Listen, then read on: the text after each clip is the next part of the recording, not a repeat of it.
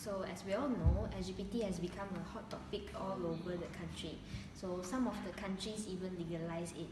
LGBT stands for lesbian, gay, bisexual and transgender, and along with heterosexuals.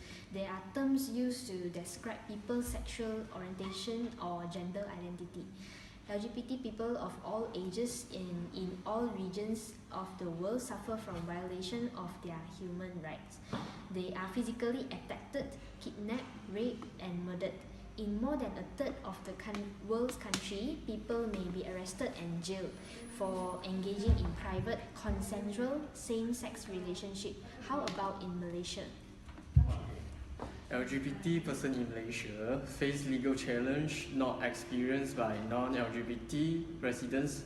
Sodomy is a crime in the country under a British Empire colonial era law, although according to sources the law is rarely enforced. Social attitudes toward the LGBT community are also shaped by Islam, the official religion in Malaysia. Human Rights Watch state that discrimination against lesbian, gay, bisexual and transgender people is pervasive in Malaysia. Okay, the government banned anyone who is homosexual, bisexual or transsexual from appearing in the state-controlled media. The religious minister of the state of Selangor also praised the Islamic vigilante groups who had organized in 1994 to assist in the arrest of 7,000 for engaging in un-Islamic activities such as homosexuality. Okay. In 2010, the Film Censorship Board of Malaysia announced it would only allow the depiction of homosexual characters as long as the characters repent or die. In 2017, Malaysia tried to censor Beauty and the Beast over some gay moments but eventually caved into pressure and let the movie be shown. The censorship board also had no objections to the screening of Power Rangers even with the lesbian scene in the movie. In May 2017, the LGBT Pride March organized by Taylor's University, planned in June, was cancelled due to Islamist pressure. The event was condemned by pro-Islamist blocs because it was disrespectful to do in the Islamic holy month of Ramadan.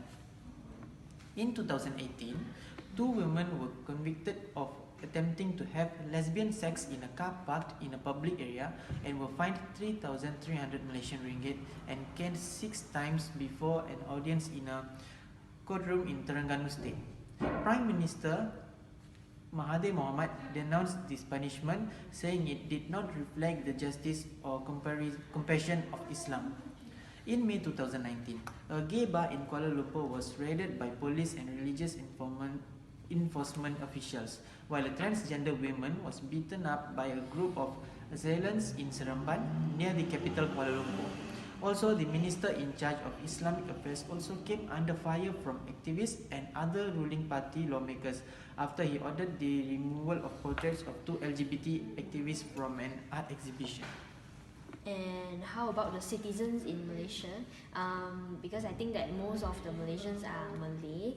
I think, what do they think about LGBT? Is it an Islamic for them? Do you agree? Yes, I totally agree about it. And also, it is not only Malay. It's not only Malay, but 2013 Pew Research Center opinion survey also showed that 9% of the Malaysians population believe homosexuality should be accepted by society, while 86% believe it should not. Malaysia was one of the Asian countries polled with the least acceptance, in front of only Indonesia and Pakistan with 3% and 2% respectively. Okay, people over 50 years old were more accepting than younger people. 11% of people over 50 believe it should be accepted. 10% of people between 30s and 49s, and 7% of people between 18 and 29. Okay, there, however, was a slight increase in acceptance since 2007, when a Pew Research poll showed that 8% of the population believe homosexuality should be accepted, but there is just a small quantity of it. It couldn't help to change anything. So, although there is no legal protection for LGBT individuals, there are also a few MPs from the current ruling coalition, which is Pakatan Harapan, who has voiced to support for the LGBT rights. As has Marina Mahathir, the daughter of Prime Minister Mahathir Mohamad, who called for an end to discrimination based on sexual orientations in 1998 and 1999. Yes, Parti Socialist Malaysia is the only political party to openly support and defend the rights of LGBT people alongside others' majority rights. A contrasting political force is the People's Anti-Homosexual Voluntary Movement, created in 1998 to lobby for stricter criminal laws against homosexuality. It is a member of the former ruling party United Malaysia National Organisation.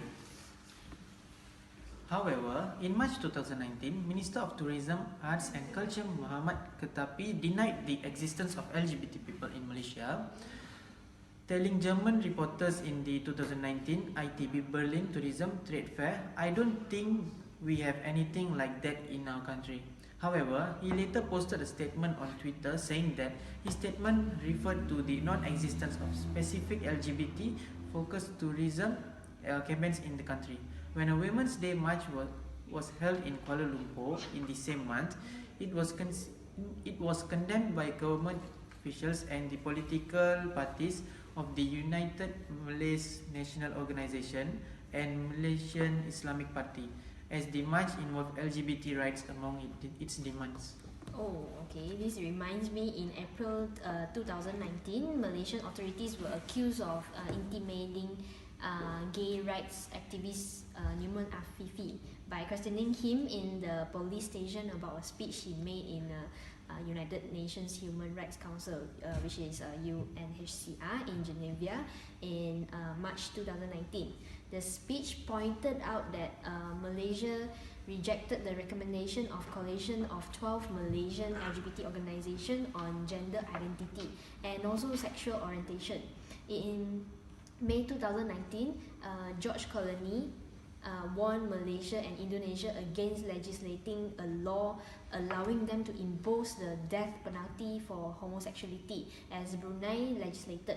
The response of the Deputy Foreign Minister Marzuki Yahya pointed out that Malaysia does not kill gay people and will not resort to killing sexual minorities. He also said that though such lifestyle deviate from Islam, the government would not impose such a punishment on a group. And how about the prosecution of Anwar Ibrahim, who is a Malaysian politician who is currently the president of the People's Justice Party and also the leader of Pakatan Harapan coalition? I think most of the Malaysians know about this. And what did the government do? Okay, in 1998, Anwar Ibrahim was charged with corruption and sodomy. In 2000, he was sentenced to 9 years for engaging in sodomy with his 19 years old male co-founder and his former male speechwriter. Despite nation and international protests, he was not released until he had served out 4 years of his sentence. In 2004, when the Federal Court of Malaysia acquitted him of all charges, after his release, Anwar stated that he was innocent and the allegations were part of the government conspiracy to end his political career. He also felt that the national criminal laws against homosexuality ought to be reformed to protect consenting adults' rights to have a private life, although he had also started that same-sex marriage is going a bit too far. Okay, the former Prime Minister Mahathir Mohamad responded to a civil lawsuit filed fulfilled by Anwar by stating that a homosexual should not hold public office in Malaysia, and that Anwar was a homosexual because Anwar's male chauffeur and a male speechwriter both stated in court that they had sexual relations with Anwar. In July 2008, Anwar was arrested again, accused of sodomy with a male former aide. The arrest came shortly after Anwar claimed to be in a position to challenge the governing coalition or after the opposition's successes in the March elections. However, he was released on bail and won the campaign for his former seat in parliament. At the beginning of 2015, Anwar was again arrested and sentenced to 5 years in prison. On 16 May 2018, former Malaysia's king Sultan Muhammad V officially pardoned Anwar after meeting with members of the Pardons Board and Prime Minister Mahathir Mohamad. The full royal pardon was made on the basis of a miscarriage of justice. So, is there any other LGBT organization in Malaysia actually who help them out?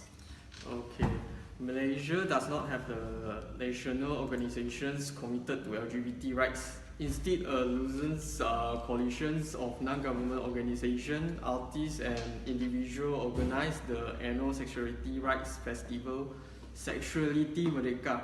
Okay, Sexuality Merdeka, meanings independent sexuality, is an annual festival consisting of talks, performance, screenings, and workshops and forums to promote sexuality rights as a human rights, to empower marginalized individuals and communities, and to create a platform to advocacy.